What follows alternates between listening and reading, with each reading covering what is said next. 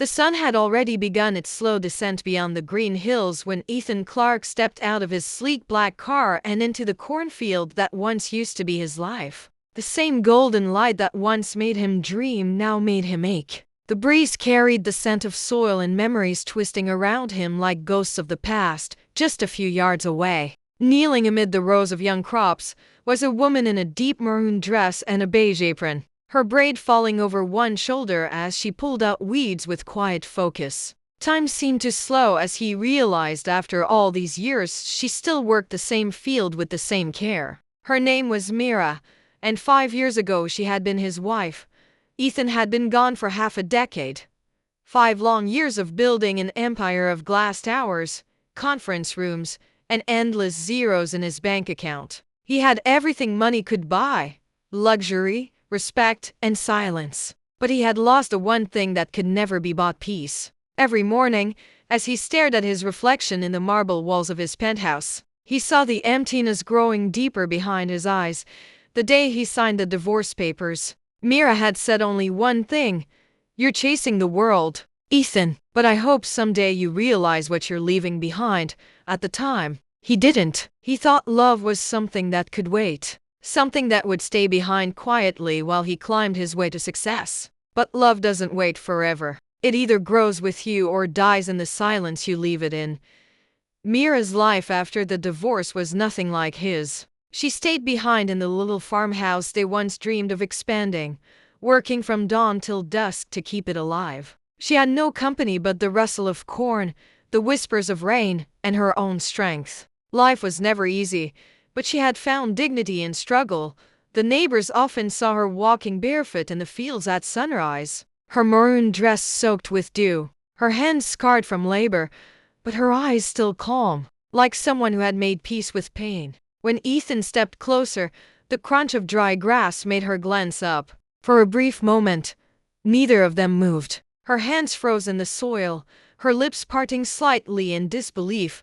He looked older now, his hair trimmed and neat, his white shirt spotless, but his eyes were tired, soft with guilt. She stood slowly, brushing dirt off her apron, unsure if this was real or just another cruel trick of memory. 5 years of silence, and now he was standing there like a ghost returning from a dream. He didn't speak immediately. Instead, he reached into his car and pulled out a small wooden box, worn at the edges as if it had been held many times. He walked toward her, each step heavy, each breath careful, as if afraid to shatter the fragile air between them. When he finally stood before her, the weight of all those lost years hung in the space between their eyes. He opened the box, and inside, wrapped in velvet, was a bundle of papers tied with an old ribbon and a single silver key resting on top. Mira stared, her brows knitting in confusion.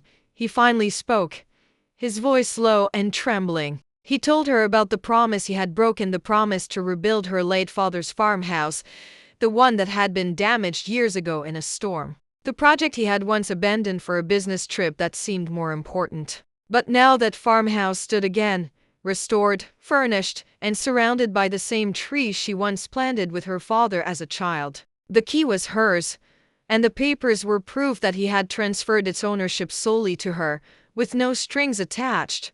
For a long time, she said nothing. Her eyes shimmered, the tears threatening to spill as she looked at the box, then at him. Memories flooded her, their laughter echoing in those fields, their dreams written on napkins, the mornings they used to share coffee before he disappeared into his ambition. "Why now, Ethan?" she finally asked, her voice steady but quiet. He looked away toward the mountains. "I built everything I thought I wanted, and it all felt hollow without the woman who taught me what love actually means." Silence wrapped around them again. Only the whisper of wind through the corn broke it, bending the stalks gently like the rhythm of old forgiveness. Ethan took a step back, unsure if she would let him stay. He didn't expect her to. He hadn't come to fix what was broken. He knew some cracks are meant to stay, reminding us of the lessons we nearly forgot.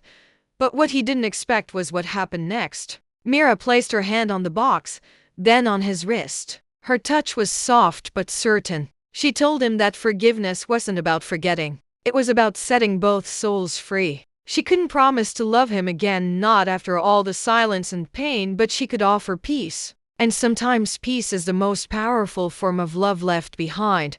Ethan felt something break inside him. Not a wound, but a wall. The kind of wall he had built around his heart, made of pride, ego, and fear. As she turned back to her plants, he noticed her hands trembling slightly, the tears she refused to wipe away glinting in the sunlight. It wasn't rejection. It was release. He realized that the gift he had brought her wasn't just a farmhouse. It was the apology he had never been brave enough to give. As he walked back toward his car, the golden hour wrapped the world in light. He turned one last time and saw her kneeling again among the green shoots, her braid glinting like a thread of hope, her straw hat beside her, untouched. For the first time in years, he smiled. Not the smile of a millionaire, but of a man who had finally found what he was truly searching for. Sometimes the most valuable thing you can give someone isn't money, gifts, or grand gestures. It's the courage to show up, to face what you broke,